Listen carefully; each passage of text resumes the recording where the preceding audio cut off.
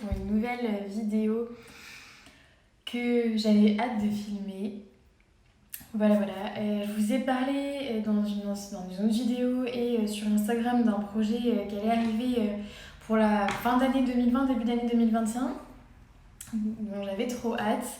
Et c'est pas encore 100% prêt, il reste encore des démarches à faire. Mais dans ma tête et dans nos têtes, c'est très très près. Donc je voulais en parler avec vous, je voulais discuter de tout ça, partager comment ça va se passer, etc. Discuter aussi si vous avez déjà eu ce genre de projet et comment vous l'avez abouti. Donc voilà, donc ça y est, c'est l'heure de la grande révélation. J'ai eu plein de messages par rapport à ce projet, des gens qui faisaient des prévisions, des estimations de ce que c'était. Donc j'ai vraiment eu tout. Il y en a 2-3 parmi vous qui ont trouvé. En 2021, on part vivre à l'étranger pendant 6 mois pour l'instant. Donc voilà, on a ce projet depuis un petit moment maintenant et ça se concrétise vraiment. Là, on en a discuté cette année en se disant ok, on part en avril, entre avril et juillet 2021. Donc voilà, le pays c'est en Europe, on reste en Europe, on était très attirés par les pays du Nord et on a mis un petit temps à se décider sur quel pays on allait explorer. Donc on a pensé à l'Islande, mais avec les animaux c'était pas possible puisque les animaux sont pas autorisés sur le territoire islandais.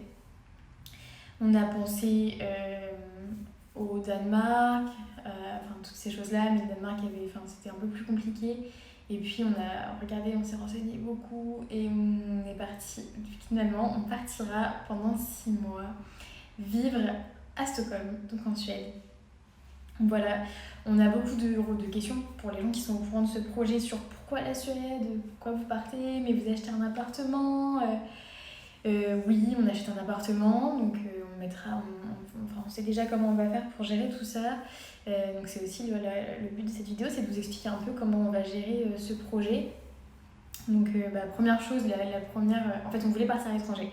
Donc la première chose qu'on a fait, c'est d'établir le top 10 des destinations qui nous plaisaient et où est-ce qu'on aimerait vivre, pas uniquement pour les vacances, où est-ce qu'on aimerait vivre pendant 6 mois. Donc on a fait une liste chacun de notre côté avec les top 5 ou top 10 des destinations où on voulait aller. On a recroisé ces listes, on s'est renseigné sur internet, sur des forums d'expat, etc. pour savoir lesquels étaient le plus simples, lesquels acceptaient les animaux, lesquels avaient des formalités spécifiques pour rentrer sur le territoire, etc. Donc on s'est renseigné sur tout ça, on a revu la liste, on s'est concentré sur les pays nordiques. Et puis, à force d'échanges, à force de recherches sur des forums, de personnes qui sont déjà là-bas, etc., on s'est fixé sur Stockholm pour plusieurs points, pour la qualité de vie, pour le slow life, le mode de vie, les paysages qui sont aussi splendides, il faut le dire, et puis la mentalité nordique, et puis voilà, toute cette vie, on a envie de connaître ces trop extrêmes puisque c'est 6 mois de l'année où il fait nuit, où il fait nuit beaucoup plus tôt. L'été c'est l'inverse, il fait jour très très tôt, à 3h du matin il fait jour. Donc on a envie de vivre ce type de vie, on a envie de changer un peu, de bousculer nos habitudes et de découvrir un nouveau mode de vie en fait. Et aussi des nouveaux paysages qu'on n'a pas du tout ici.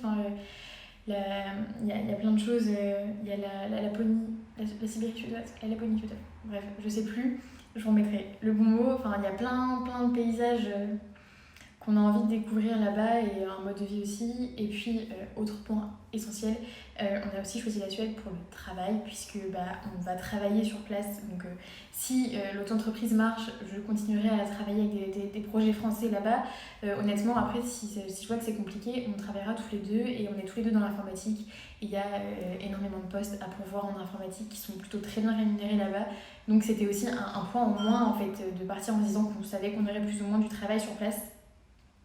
Donc voilà, et donc c'est aussi découvrir le monde du travail dans un autre contexte que celui de la France, puisque c'est pas du tout la même façon de penser, c'est vraiment différent. Donc on a envie de découvrir tout ça, on n'a que 24 ans et c'est l'occasion de se faire une expérience professionnelle ailleurs et de voir d'autres choses.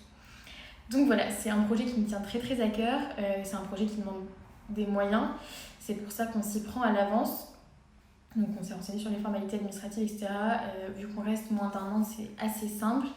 Mais il faut quand même qu'on paye notre appartement, toutes ces choses-là.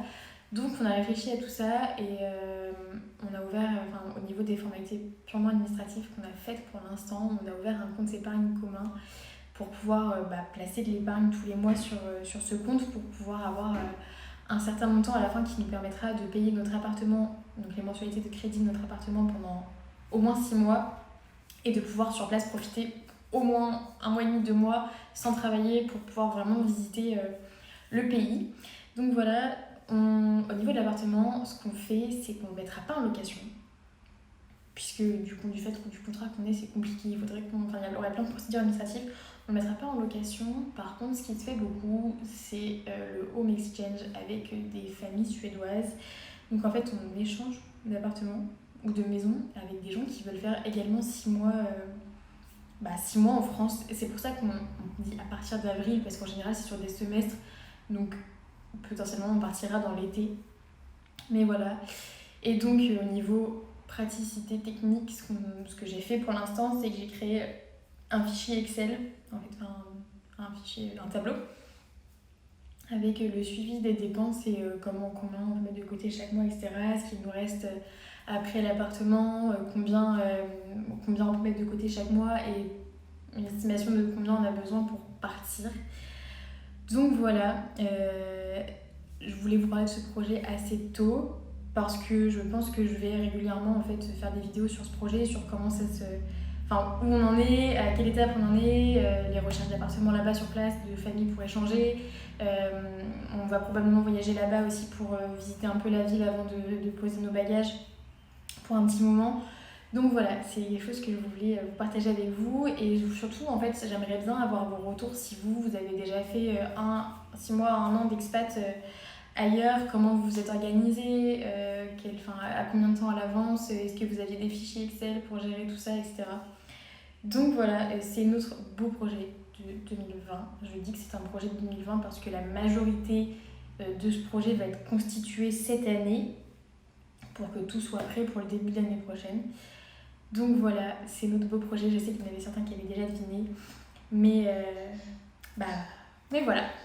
Sur ce, je vous dis à très très vite pour une prochaine vidéo. N'hésitez pas à me dire si vous avez des questions en commentaire sur ce projet, sur comment on se débrouille, etc.